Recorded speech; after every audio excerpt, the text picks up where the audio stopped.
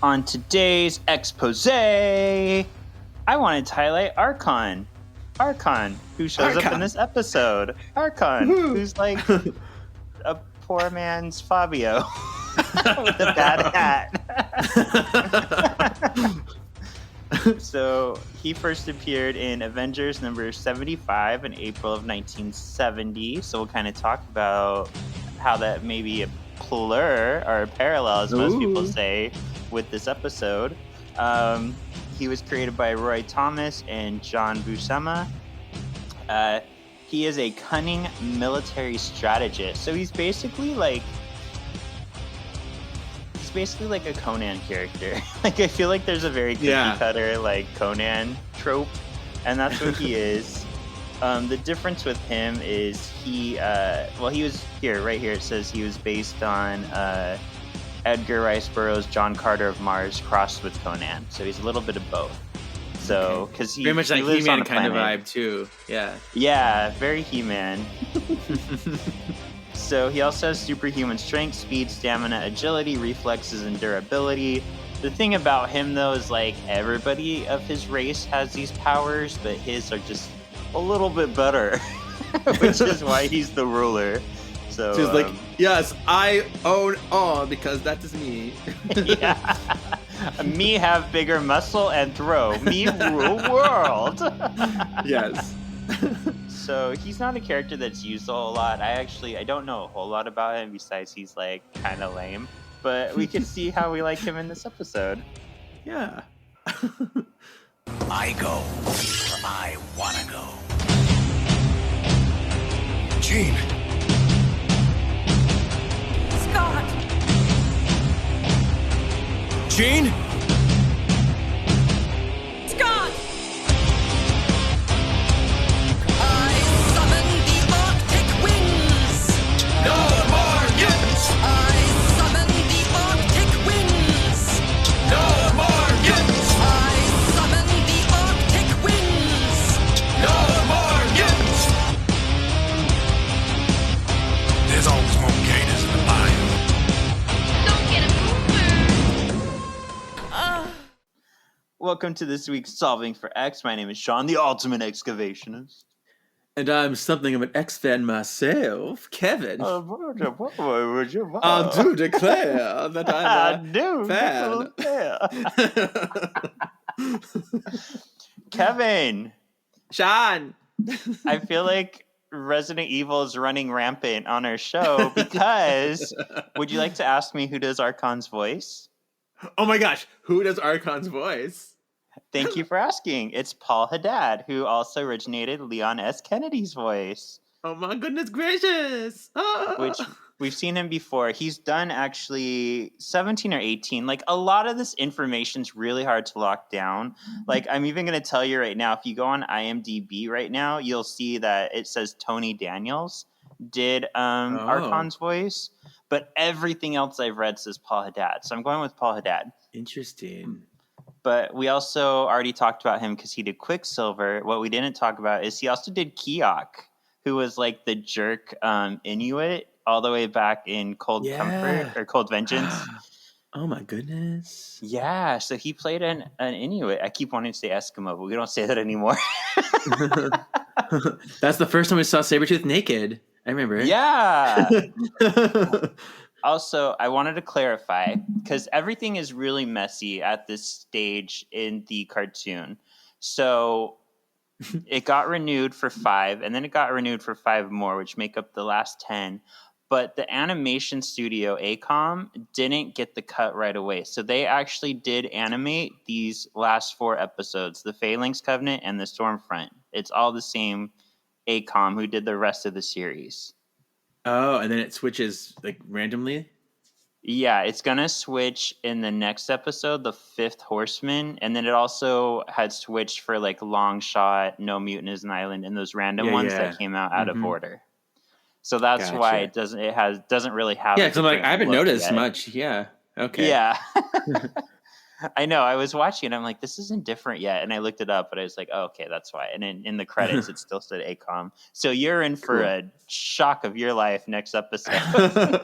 I'm like, oh yeah, this is that crappy thing that I saw earlier in those other episodes. Okay. Yeah, because basically, everything kind of fell apart at this point. Graz Entertainment, who was putting out the show, like they got folded into DreamWorks, so they were no longer part of the show. So everything moved under Saban, which we know he was very much a cheapskate. Also, who else? Like basically everybody left except for I can't think of names right now. The Luwalds. The Luwalds were the only ones who were still on during this time. Okay. Yeah. All right. Would you like to do some previously on? Let's do it. Did you notice how this episode still had a previously on? Or no, the next one. The next one. Yeah. Oh yeah, the next one. Yeah. Part 2 does. Part 2. Yeah. So I think that's the only episode from season 5 where you get to still see the previously on. That's true. Wow. Yeah. So last week we asked, which Hodge do you like best? Slave Island, Enter Magneto, or the Phalanx Covenant? I actually had a write-in on this one, which I thought was Is this really Legion funny. Ivory? Yeah. Legion Ivory wrote, I want to know who voted for anything besides Phalanx Covenant. And then I messaged him. I'm like, I did, but only because he scares me. I messaged him privately after that. I'm like, don't call me out, rude. And so Don't call me out. And I was like, funny. yeah, he's scary. He's like, but that's what makes him cool. I'm like, yeah, I guess he is very Code the Face Stealer from Avatar, but I don't know. He could be a robot thing to me, but I don't want him with a floaty head. Like, just be like a Terminator thing. I'll be fine. But I don't like this floaty head cyborg. Ugh. I just. So we had 10% said Enter Magneto, 15% said Slave Island, and 75% for the win said Phalanx Covenant. Yeah. So Kevin, everybody agrees with me. I win. That's fine. Whatever. That's because that's a super villain kind of stance. I get it. No, I know. I just don't want nightmares. You want to hate your like super villains, and I hate him. So that's the ultimate. Because when he's his regular self, I mean, he could be a little sexier. He was kind of sexy when he was like a dick jerk guy. I mean, like look wise, but yeah, I can't even fathom it here. This other new version. Yeah, there's no sexiness to be had. Yeah. The only thing I was thinking is there's never really an explanation for why he would go in the cartoon, why he would go from defending Beast in court to Genosha and like wanting to enslave mutants. There's never really an explanation for that change for him. Of course, he wasn't doing a very good job when he was defending Beast too, because I think we talked about it then. I think he was using that as a cover to get close to mutants so that he can be insidious and really try to trap them on the down low. There you go. Yeah, maybe Beast was his target, his next target. Yeah. Mm-hmm. I like that. Yeah. You have a better memory than me. I forget things. I do have a really good memory. I mean, think of all the 90 pages of dialogue they have to regurgitate every day, every night. Today's know. Night. Oh, very nice. Congratulations. Yeah. Thank you. So, yeah. I saw the pictures. It looks very fun. Thank you for sending some. Yeah, I'll get some more. So yeah, Wandam jacks him off his back. Yeah. And there I go, Virginia Ham. That's my name. I love it. Yeah. I also read the article about the play that you posted. So I've been meaning to watch the movie. I think I should finally watch the movie. Yeah. We talked about hanging with the Halliwells too, with Ken Page being the floaty head. So yeah. And there'll be some reviewers there tonight. You can cut this out, but there'll be some reviewers there tonight. And so there'll probably be some reviews coming out. So hopefully they're good. Nice. Yeah. I'm excited for you. I know. All right, so let's get into Stormfront. I'm really excited to see how you feel about this, but it aired November 2nd, 96. So as you can tell, like if you think about it, so X-Men 97, so like we have a really quick wrap up. We're almost at the end because we're in November of 96. So that's when the show ends in 96. That's crazy. Yeah. And this was written by Meredith Kalau. Hopefully I did that justice. But who's going to know? Who's going to know? Who will know? Who's going to tell him? Yeah. All right. At the manor, a cerebro-wearing Professor X watches the news as it talks about the worst storm of the century. Hail the size of golf balls, gale force winds, monsoon-like rains, and more. The National Weather Service has no idea what the fuck is going on. Somebody pushes the weather bitch out of the way and blames the mutants. The mutants did this. Fuck you. Fuck the mutants. Yes, it's the storm of the century. Storm of the century. La la la la la la la. Sorry, I had to throw in some ragtime in there. Yeah, this was a very happy, crazy news lady. She was just like, "Oh my God, peoples!" Yeah, she must work for Fox. Yeah, right. Let me scare you into thinking things that are untrue. Of course, this was just weather, but still. Yeah. All right. Beast, Cyclops, Jubilee, Wolverine, and Storm watch the news from the Blackbird, flying high in the sky. Cyclops is sad to see things don't change with them. Mutant haters. Yeah, it's like, why do they think it's us again? How rude. Yeah. Just then the Blackbird is hit by lightning. As fat and sweaty Jubilee says she feels sick. She's like, my lunch is going to come out of me. I'm going to lose my lunch.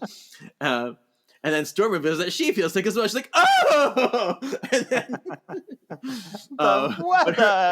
yes, but hers is more legitter since it's the unnatural weather affecting her. She's like, oh, it feels not of this earth. Oh, and she's like, you guys. Beast long-windedly agrees with Storm. Yes, as he do. The weather be fucked up. Jubilee offers to help Storm, then calls on Cyclops to land the jet. Storm doesn't like this plan and flies out of the Blackbird. She's like, pushes Jubilee. She's like, get off of me, bitch! I'm leaving. Like, I have to go. And she flies out the Blackbird. Jubilee follows, but then realizes she can't fly. That reminds me of you probably never saw this, but the Finding Nemo musical at Animal Kingdom used to have a part. And this is the old version, not the new version. But there used to be a penguin's brother like, oh, you hear about the fish, la la la la la, and they're like floating up in the sky. And he's like, wait a minute, we can't fly, and they go, ah! So that's what that reminded me of. Anyway, Wolverine catches her. What it reminds me of is years and years, probably like a good 10 years ago, I took my best friend Stephanie and Rachel. We went to San Francisco, and for their birthdays, I took them to 50 Shades of Grey, the unauthorized parody. And there's this really random part that like murdered us, where they're in a helicopter together and they get in a fight, and she's like, I can't deal with this right now, I have to go, and she just opens the door and gets out. But she was in a helicopter. And that's supposed to be part of the parody, or is that just really bad writing? No, it's part of the parody. Okay, good. Yeah. Because, like, I hate 50 Shades. Like, I don't know if you know, I probably talked about this before, but it's, like, basically a fanfic of Twilight. So I heard it's just as bad as Twilight is. I never read the book, never saw the movies, so I don't know anything about it other than its reputation. So I used to embarrass my mom because she was reading it. So we had company over once, and I picked it up and I started reading it out loud to everybody. It's so bad. Amazing. As Storm flies out into the tempest, the Blackbird follows her. Beast tells Cyclops to land. The wind is getting worse. Cyclops struggles to land as the weather tears the Blackbird apart. He orders Beast to pull some fancy evasive maneuvers, and they're able to land in one piece. Oh, I actually have a 90s moment here. What? Man. You got mail. 90s moments. Did you catch it? You probably didn't catch it. I didn't catch it. Jubilee says, radical landing. Radical. I missed it. Yeah. So, 90s moment. Very well deserved. Thank you for bringing us that 90s moment for this episode. You're welcome. Radical.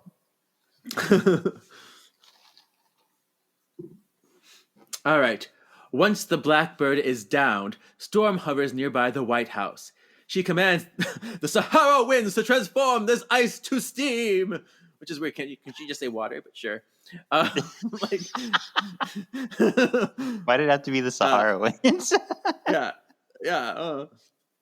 She seems to be fixing the irregular weather little by little. Unbeknownst to Storm, a sexy man, He-Man figure watches her at work. Ooh. I just kept picturing him like sitting there all sexily being like, I can't believe it's not margarine. Exactly. How come I keep getting the long ones? What the fuck? All right. Yeah. Back at the Blackbird, Wolverine kicks open the door. The remaining X-Men exit the jet. Cyclops calls for Storm on the comlink, but she busy fixing the storms. Fabio with the hat continues to snoop on her. He watches her as she tries to fix the weather at the Washington Monument. It is out of control, though, as she is repeatedly struck by lightning. She expels a fart and all of her power to no avail and faints.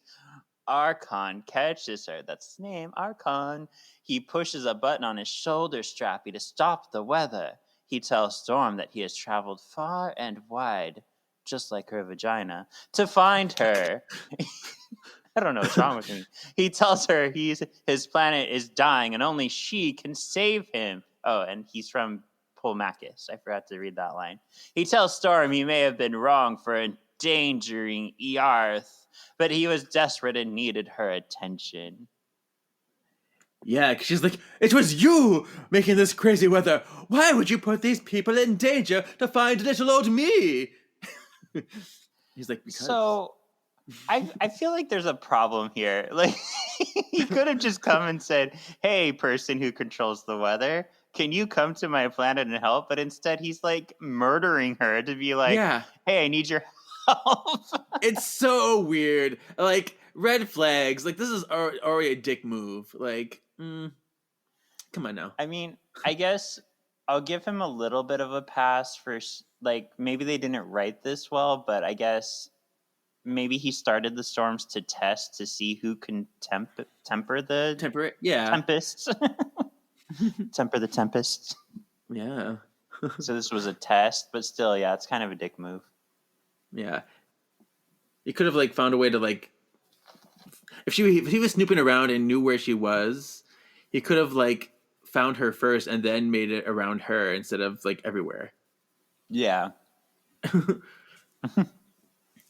All right. Back at the crash site, Jubilee notices the skies are now clear. Cyclops is still trying to reach Storm. Unfortunately, her communicator is conveniently busted. Ooh, she can hear him but not answer him. Cyclops? Hello? Arkon demands Storm to come with her. Storm refuses, and Arkon takes no for a yes and throws a flash bomb that opens a portal. He pulls Storm into it with him. Storm, ooh, she gets so slyly over here. Yeah, she slyly steals one of the bombs and throws it behind, along with her busted comm. Storm, so slyly, surreptitiously throwing things. It's like, I saw you use this, so I'm going to leave this behind because I leave clues for when I feel things are not quite right. I am really upset and hurt right now that I finally used the word surreptitiously correctly, and you didn't even notice. You didn't even say anything. Isn't it surreptitiously, though? Oh, damn it. Yeah. Yeah. You're right. You're right. So I just didn't want to call it out, but there you go. Great. Now I called myself out. Anyway, let's move on. Back at the crash site, a man who looks nothing like Cameron Hodge is flagged down by Didn't he look like Cameron? He was wearing like a suit and glasses, blonde hair. Mm-hmm. He's flagged down by Jubilee. Cyclops hides the Blackbird with camouflage as the X-Men gank the man's ride, with him in it. Beast tells him he will be fully compensated. Jubilee assures the man that her toxic-looking masculine males with her aren't as bad as they look. The man asks Jubilee why she's so fat and sweaty. Exactly that. I love it. Oh, gorgeous. You're welcome.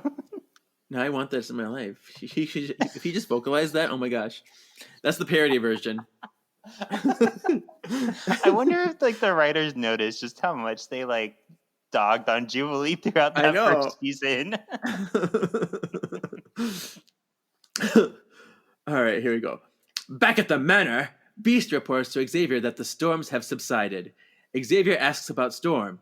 Beast tells him that her last known whereabouts were at the Washington Monument. He reports that they are on their way to check on her. Xavier asks them to hurry. If he can't sense her, she must be thousands of miles away, unconscious or dead. Tee-hee, we know which one.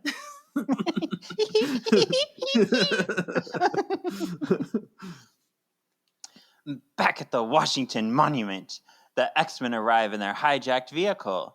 Jubilee finds Storm's communicator, and Wolverine finds the orb. So now I refer to them as orbs suddenly, not bombs anymore, because they're more orbs.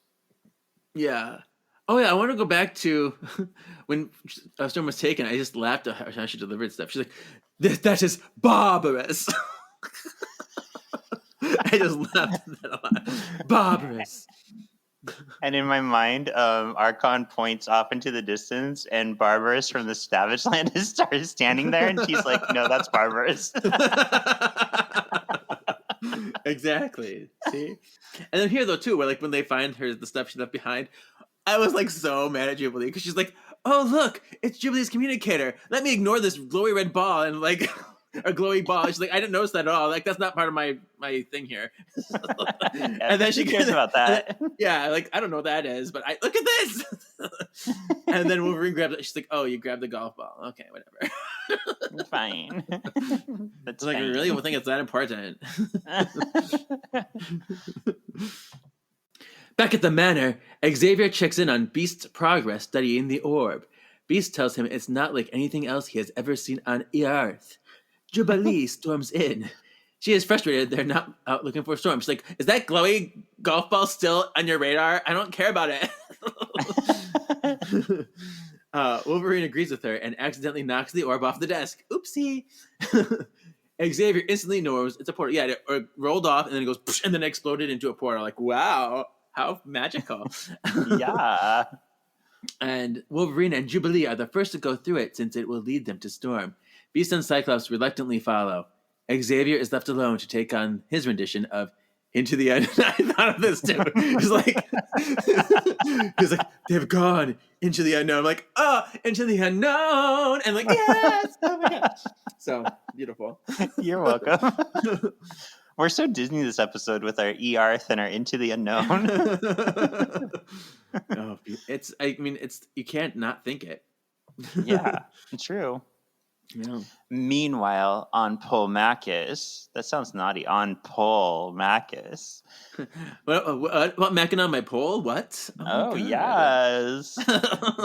The original portal opens and Storm and Arkon emerge from it. Storm is upset that she was brought here against her will. She tells Arkon he's not scoring points. Arkon shows Storm the storms assaulting his people. He tells her that the storms are weakening the Ring of Vernon, protecting his planet. The ring acts as the ozone layer to his planet. Interesting. Yeah. Yeah. Yes. Okay, here we go. Those are some good slurping sounds. Were you macking on my pole? Oh. Yeah, you would know. Storm senses a terrible wound. almost as if the planet is dying. Arkon shows Storm a He-Man ripoff and his wife in mortal danger of being killed. Look at them, by the shifting planet. Arkon asks for forgiveness for his actions in his desperate hour. Please, my people. Storm forgives him and agrees to help. She's like, but what about... No, that's later.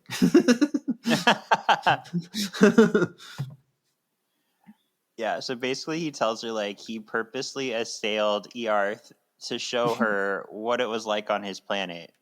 Like, thanks, buddy. Okay. It's like it's like Transformers 3, the movie, when the Transformers leave and the Earth goes to shit, and they're like, see, we told you this would happen. I'm like, fuck you guys. Right. Not far from the palace, the X-Team emerges from their portal. Beast is in awe that the base of the hurricane spins opposite of the way it would spin on Earth. The X-Team are seen and instantly accused of bringing the storms and plagues to the planet. The mob descends on them and then patiently listens to them explain themselves before resolving once more to attack. I just love that. They so start talking and everybody random. like calms down. Yeah. And it's like these douche inhabitants, like they're suffering and they're like, let's attack the first thing we see, outsider! Like, okay, Yeah. well, Okay. you're responsible. Really? Really? Okay. We just got here. And then they're like, you said, let's listen to it. Oh, you just got here. Okay. No! Let's get out. Now attack! Yeah. Beast points out machine guards coming at them from behind. The X-Men stand in place to avoid the lasers firing at them. None of them were moving. No. Fire the laser! Oh, look at the laser. Oh. The storm rages on. And in his dome, Arkon is upset that bringing Storm here has seemingly made no difference. He checks on Storm sitting in a chair. She's meditating to get in touch with the weather of Polemacchus. Storm feels the storms are being caused by the central energy transmitter. Arkon tells her that they can't live without it. Yeah, she's like, oh, this Earth is in pain. Is it that? I feel the strong sense from that thing. Maybe we should get rid of that. It's like, no. You have to do it without destroying that. Like, okay. Arkon tells her that she is more powerful than the CET and can save them. He tells her they can do anything together and takes her hand. I'm like, okay. You are really pushing things here. And she's like, oh my God, I'm in love with you. Oh my God, I love your long 80s hair metal hair. Yeah, you just kidnapped me and I just met you, but oh my God, we're so in love. You just kidnapped me and called me crazy. Here's my number. You can't marry a person you just met, but love is an open door. Like, yeah. Back outside, the X-Team are finally starting to fight the machines. Cyclops is shot. Yeah, that's your man right there. He got shot, Kevin. He fucking got shot. Yeah. But Jubilee comes to his aid. You know you're bad when Jubilee has to come to your aid. Oh, good. Beast and Wolverine take down one machine, but another attacks from behind. Beast and Wolverine easily dispatch it. Back in Arkon's dome, Storm holds Arkon's hand as she tries to rein in the rain. Through her power, Storm is able to bring peace to Polemacchus while talking. She's like, this, do this, do this. Yes, everything is being sunshiny happy. And the Ring of Vernon is able to stabilize. It gets thicker. And so thick. And everything is good. Yeah. What could go wrong from here?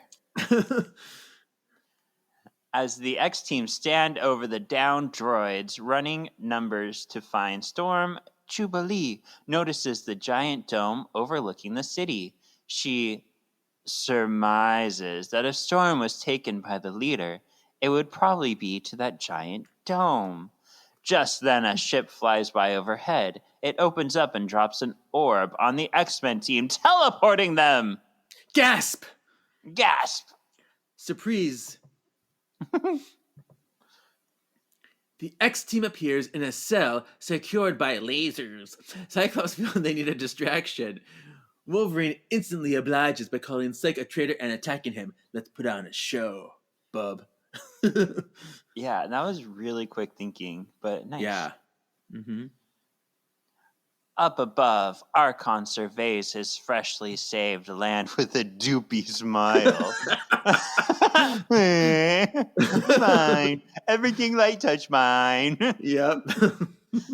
Storm is exhausted from her exertion of power. Just then, robots come crashing through the walls as Cyclops and Wolverine battle them. Jubilee sees Storm and instantly runs to her. Arkon gets in the middle of Storm and the X-Men and enters into combat with them. Jubilee is able to reach Storm, but Storm loses her concentration, and the storms return to Polemacchus. The Ring of Vernon instantly goes wonky again. Yeah. So, she's like, no, leave me. yeah. Like, you wanted us to come. Yeah, you asked us to come here.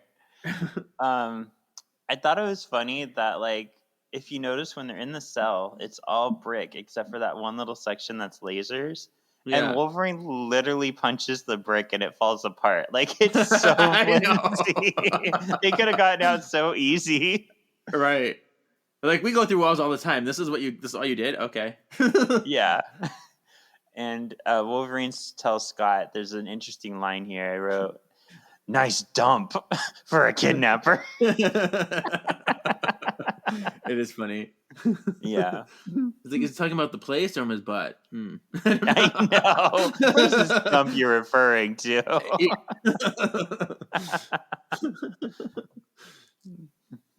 All right. Wolverine and Arkon continue their fight. Wolverine shoves Arkon, defeating him. Storm demands the X-Men to stop! She is needed on the planet and doesn't want her team's help. Arkon foo-foos Storm and leads her back to her chair. She's like, come now. To continue her work. Storm conquers the storm once more. Shirtless Link comes out of his home to celebrate. Go back and watch it. You will see He-Man and Shirtless Link. These are like real things. Let's have a party. Yeah. I'm on a never-ending quest to find my girlfriend. Yeah. Arkon leads Storm and the X-Men to a stage overlooking his people. They celebrate Storm as their savior. Wolverine is afraid that with Polemacchus needing them, when can they leave? Cyclops wants to get word back to Xavier. Meanwhile, Arkon asks Storm to bond with him as she has with the planet. In other words, marriage. Storm accepts. To be continued. Oh my goodness, we went through that fast. It's kind of a flimsy story. It's yeah. I mean, we'll talk about that when we talk about it, but yeah. So I'll tell you kind of what it's based on so you can get an idea. It's actually like not too far from its source with some major changes. So I guess it is a little far. It's based on X-Men Annual number 3 from January of 1979. So in the original story, Arkon attacks the Avengers before any of this happens. He attacks the Avengers because he's trying to get Tony Stark to help him and his planet, and he realizes he didn't need to attack them. He shot his load too soon, and Tony eventually builds this machine for him powered by electricity that he sets up on the planet, which is basically the what was it called? The transmitter, whatever, the transmitter thing. The thingy tower, the CET. Yeah. So basically, what happens in this story is the CET has stopped working, or it's getting low on lightning power. So it starts off with Arkon goes to the Avengers Manor, and he kind of is a jerk to Jarvis. He's like, I need Thor. And Jarvis is like, Thor's not available. I can't help you. So that's why he goes off looking for Storm. She was like his backup plan. And then in this comic, we see the team is Cyclops, Nightcrawler, Wolverine, Storm, and Colossus. And they're kind of being overseen by Banshee. I think Xavier may have been away at this point. But there is a scene, there's like a pool scene where Colossus is wearing like a sexy little red Speedo. And you see him like non-metaled up and metaled up in the Speedo. So no matter how you like your Colossus, soft or hard, you can have it. So also it kind of plays into Storm, like makes a mistake in the danger room, which puts everybody in danger. So she gets kind of like weird, like, I'm sorry, Scott, I'm sorry, I'm supposed to be leading the X-Men and like I fucked up. So kind of like she's on the outs. So that's kind of why when Arkon shows up, she's a little more willing to help him because she feels like she messed up already. But Arkon, just like he always does, he shows up at the X Mansion and he goes straight to like grabbing Storm by the throat without really asking for help. So he ends up throwing her through a portal. The other X-Men fight him and they eventually go to Polemacchus. So that's kind of like the difference. The biggest difference is he doesn't ask her to marry him. This is completely fabricated for the cartoon. Yeah. Okay. So on that note, tell me, Extreme Expected or X Out, what did you think of this episode? I gave it an expected. Because it's nothing like blatantly bad, but it was just random as fuck. I'm like, I don't understand why this is happening. So like, and it's kind of very much there. There's not a lot of complexity, I would say, that's in it. And it's fun moments with Storm, and there's fun moments. I don't think it's nothing that's like going to be overwhelmingly amazing, but not bad either. Yeah. I know. I actually finally landed on X Out. I've never been a really big fan of these episodes. And watching it again as an adult, like, there's a lot of like writing plot holes. It's just, it's kind of weird. It feels very disjointed, and so it just feels very odd in this realm, Yeah, it's kind of weird how she's kidnapped, but then suddenly she likes Arkon, and then she wants to marry Arkon. So we don't really get like a cohesive story. I think they could have done something better than having her forcefully like taken. I don't know. Yeah, I like some of the like situations. There's some humorous situations that arise from this, and I think that's some of the positives that make me enjoy it more. Just because I think of like the character interactions and the character moments, and just having these fun times, and it's fun. I would say it can be funny, and especially after talking about it now, it's funny. Just not like deep. This actually, I get. It's hard not to talk about the second part, but like as a whole, part 1 and 2 kind of gives me like old Star Trek episode where like they go to random planets and like the planets have different beliefs that they have to like contend with. So I get a very old time Star Trek feel from both of these. Oh, see, I don't know Star Trek, but to me it feels like Super Sentai Japanese Power Rangers over here. It was, what was it? Which I forget that was the railroad one. I can't remember the name of it. Tokuger. Because there they would go to these different planets, and like each one had a different problem. It was all about imagination. That Power Rangers was all about imagination, and I thought it was such a smart Power Rangers or Super Sentai. But I wonder if they'll ever adapt it. Because they're like, because it turns out they're adults and everything, but it turns out they all were like kidnapped children that were like, they really are children, but that just like aged up in this special like private dimension. It's crazy. And they're just lost. They're just really lost children, and they're surviving on their imagination. It's a crazy. It's very Kingdom Hearts kind of season of Power Rangers.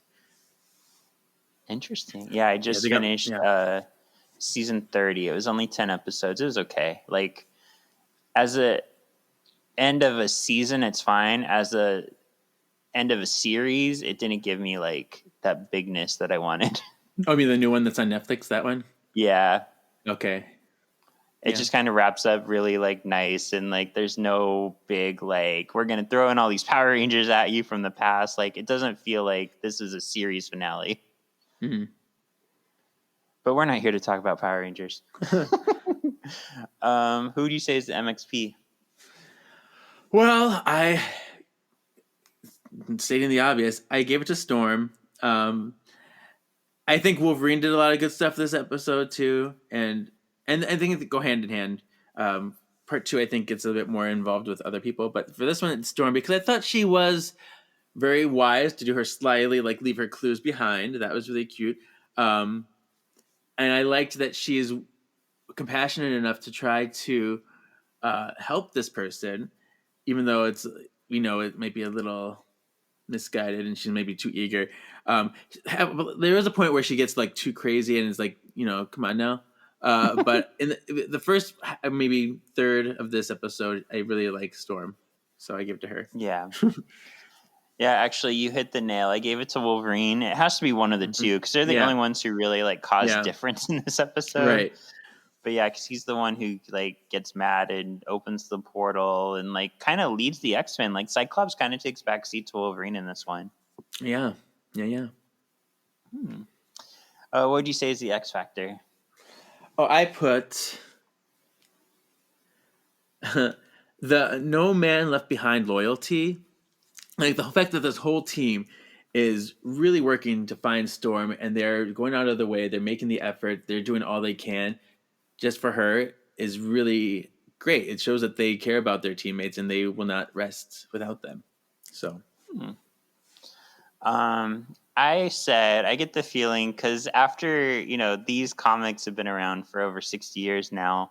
So like all the characters have been in love with so many random people. So just the idea of like love and, these characters, like, even if it's a quick love, they still are people just like the rest of us. I'm sure there's something about Arkon that Storm was like, hey, like he's a strong dude. Like I can kind of take back seat to him.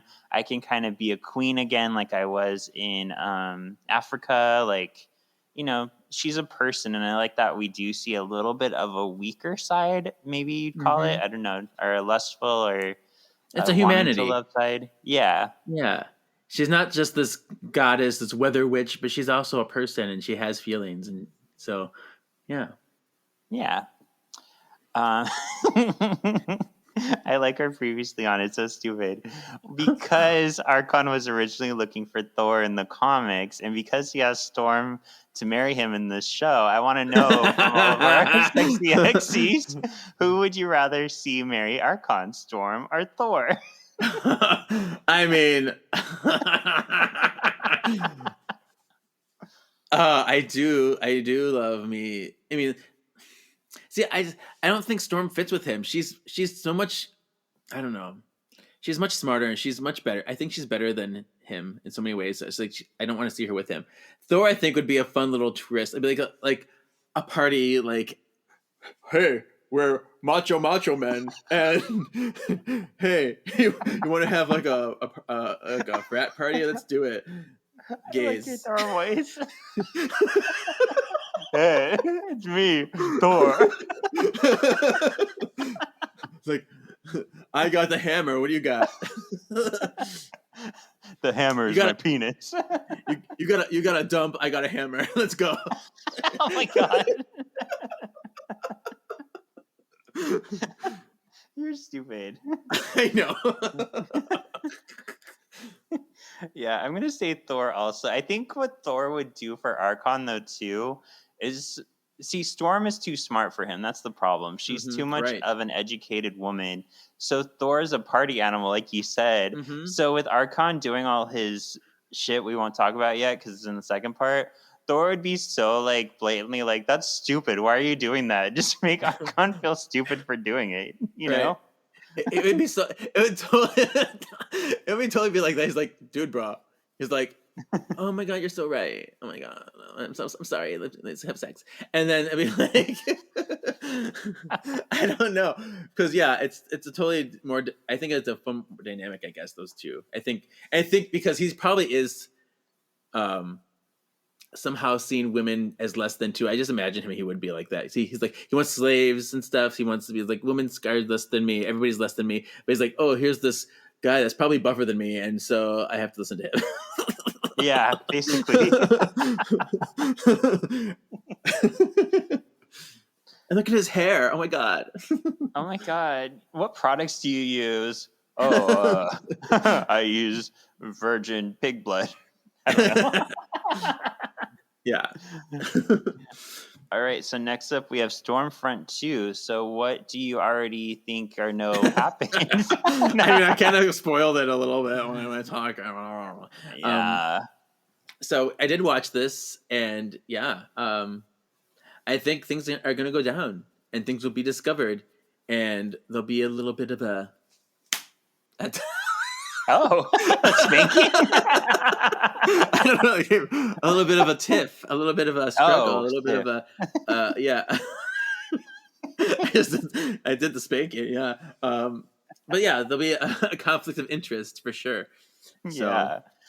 Yeah, we were possibly going to do 2 episodes today, so we prepped 2, but we only did 1, so you get Kevin's authentic reaction next week. I'll see you then. Cool. Where can they find you until then? Yeah, you can find my personal Instagram, KGZ87. Listen to the other podcast that we're doing, Words of the Witches. And I'm going to be around. Yeah. And you can find my book on Amazon, Witch's Brew, A Dream of Waking. All right, thank you for listening, and we'll see you next week for more Stormfront.